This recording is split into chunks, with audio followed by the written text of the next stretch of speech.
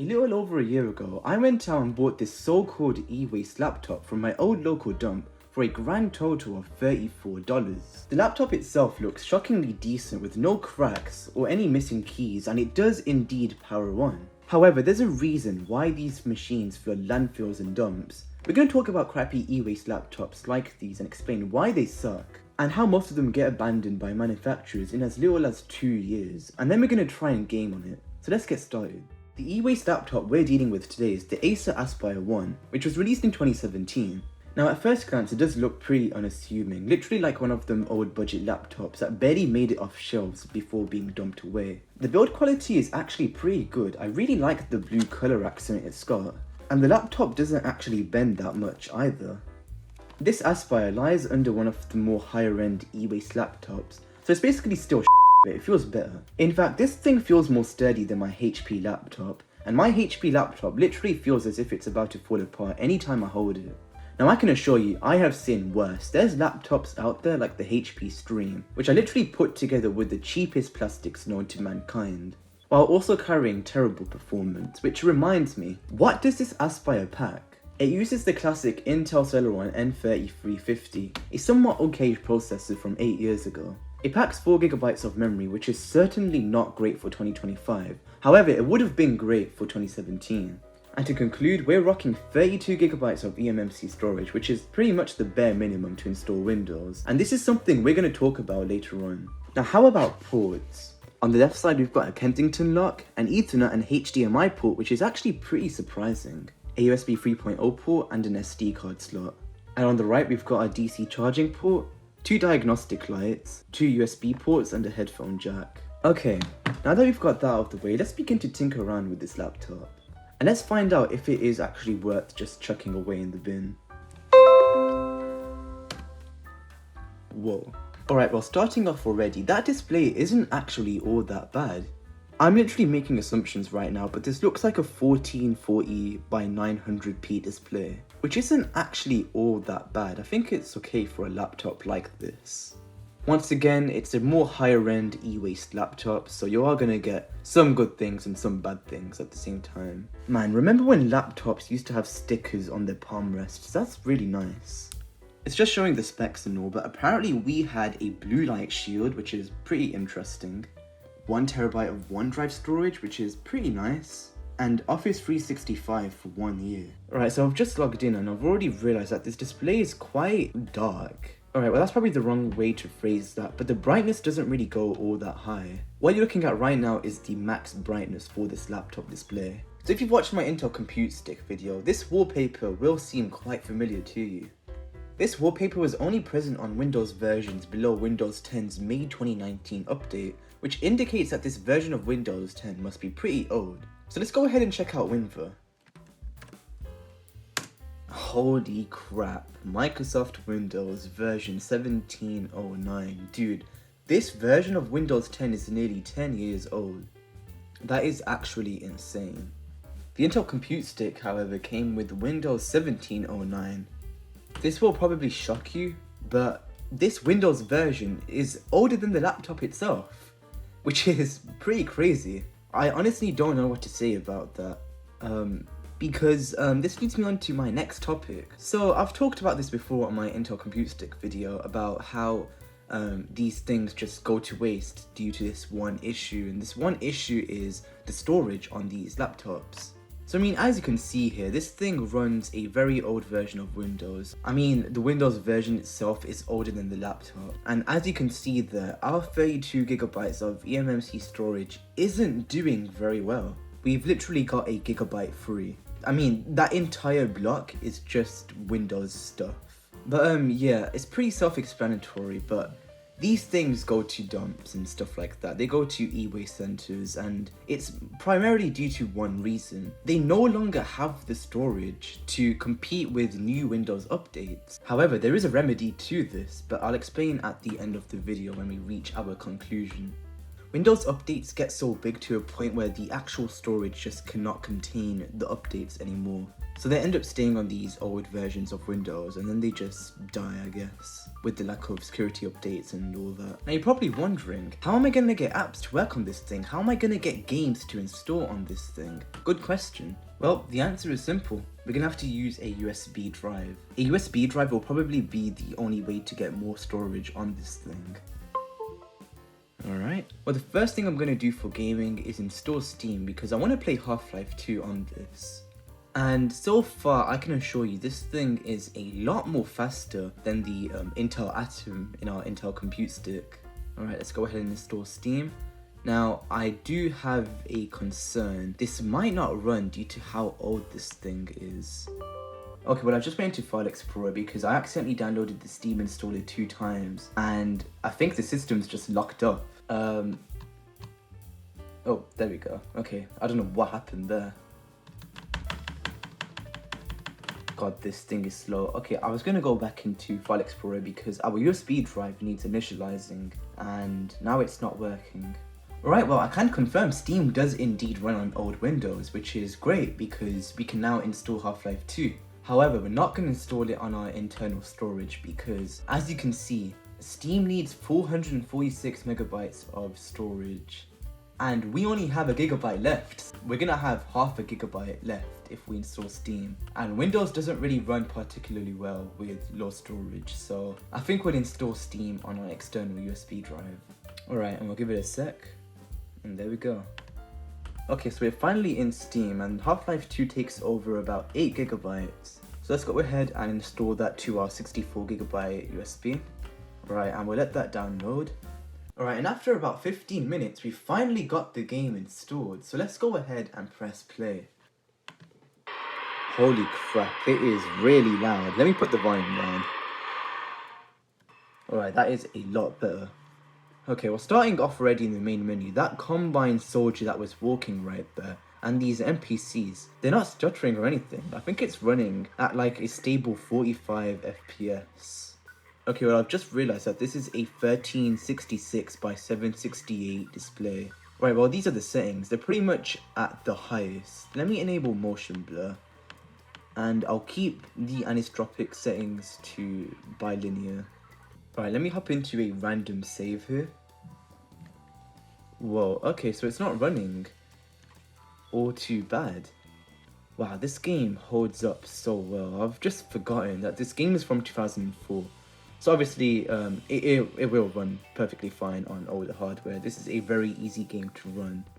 So the Intel Celeron N3350 uses the Intel HD Graphics 500, which isn't all too bad. Alright, let me go ahead and plug in my mouse because it is very hard to play on this tiny trackpad. Like, it is practically impossible. It feels really rough as well to scroll on this thing. Alright, and already I'm feeling the laptop get pretty warm. Let me remind you that this thing is passively cooled, so there are no fans to be seen on this. Oh, it's lagging in the fog. Tis to be expected, obviously. Usually fog is pretty intensive to run on crappy graphics, so... Okay, this thing is getting really hot, holy crap. That is insane. This thing is boiling hot, holy crap. Wow. Right, yeah, tis to be expected, again. There is no fan on this thing, so it's gonna get warm under load.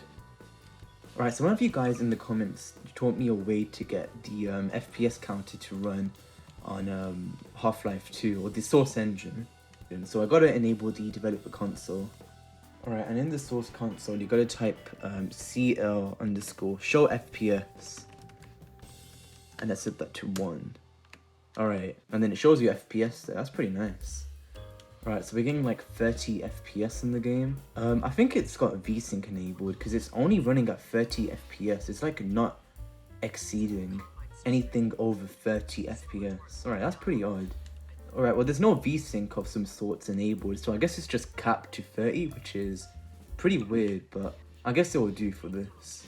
I've played this game 2 times so far. I still need to finish Half-Life 2 Episode 1. Why can I shoot her? Well, I can't kill her, but I can shoot through her. God, they look so disgusting. Ugh. Okay, well this was Half-Life 2. Pretty nice. So there's no way to unlock the FPS, unfortunately. We're stuck at 30 FPS, but it runs well. Certainly a lot more capable than the Intel Atom in our compute stick. So let's move on to some Minecraft.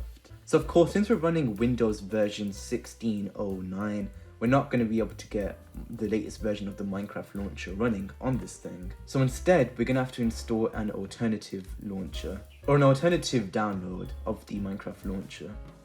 Alright, well, I just pressed D into the install path, and the entire installer has just stopped responding.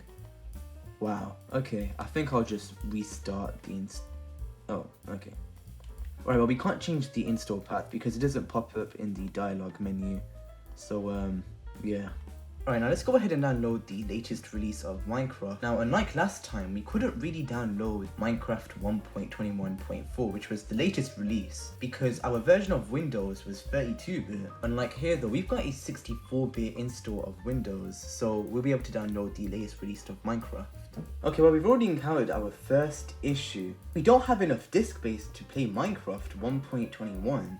Oh god, I don't think we'll be able to play 1.21. Let's go ahead and try 1.12. Let's set that to our SD card.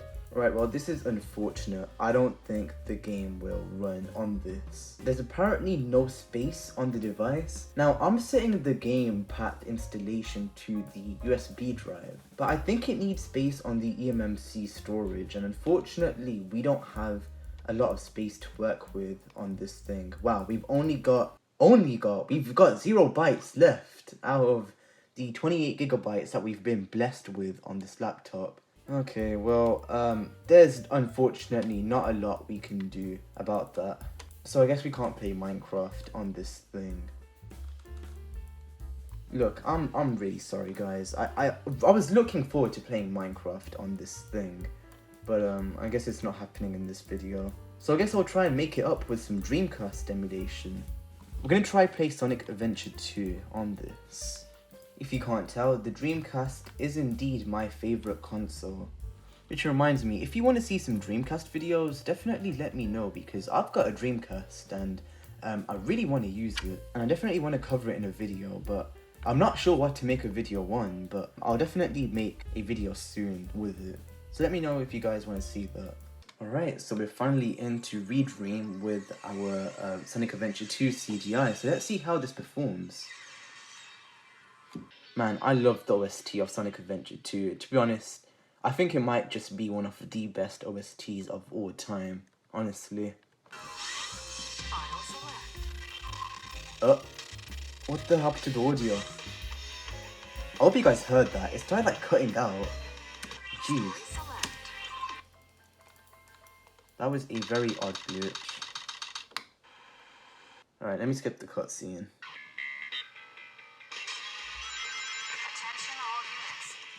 Right, the game doesn't run all that bad.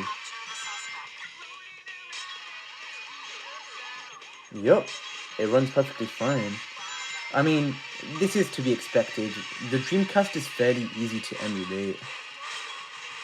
But, let me go ahead and put the volume down a little bit so you can hear me.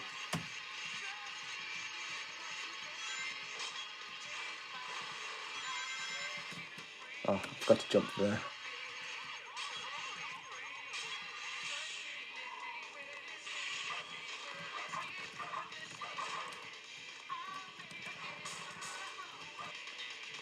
Okay.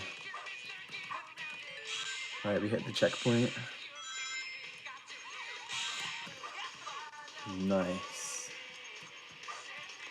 Alright.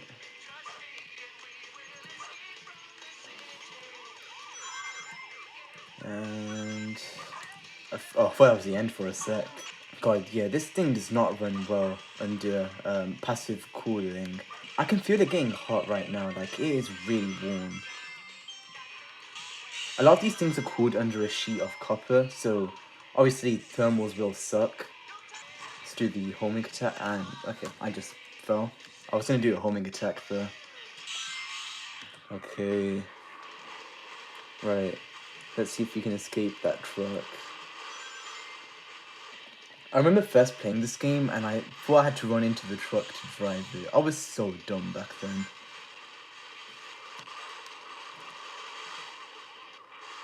Okay. There we go. Yes!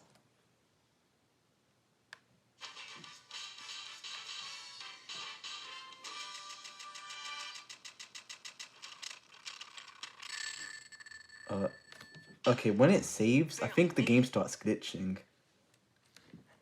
Alright, well that was Sonic Adventure 2. So in conclusion, is this thing really e-waste? Well, here's the thing, I don't believe this thing will be okay for most power users who usually do gaming and stuff like that, but this thing is perfectly fine for web browsing and lightweight usage. It's not really e-waste after all, as long as it's for the right person. But besides that, the performance is terrible in Windows. But under load, it was okay-ish. If this thing had a lot more memory, I'd definitely push it out a bit more, but I think it meets the bare minimum to be recommended. Now let's talk about the remedy for these old laptops. That remedy being Linux. If you install a distro like Linux Mint or Arch Linux or Ubuntu, these things become really fast and they start having proper uses. You can definitely add a lot more capability into these with Linux. And the performance will definitely be a lot faster. But I definitely don't recommend spending anything over like 35 bucks if you're going to buy one of these laptops. Instead, you should invest in a ThinkPad, which will definitely be a lot more upgradable. It won't have soldered on components unlike this laptop, which pretty much has everything soldered on. And they most certainly will have a bigger build quality. So definitely save these things from the dump, put Linux on them, put some use into them. If you liked what you saw there, definitely consider subscribing. I unfortunately couldn't upload anything last week because I was working on different projects for the upcoming months, so this video got delayed. But I definitely hope you enjoyed this video. But with this thing's measly 32GB of storage, I couldn't really do much besides Half-Life 2 and emulation and a bit of web browsing. But besides that, I'll see you guys in my next video. Bye bye!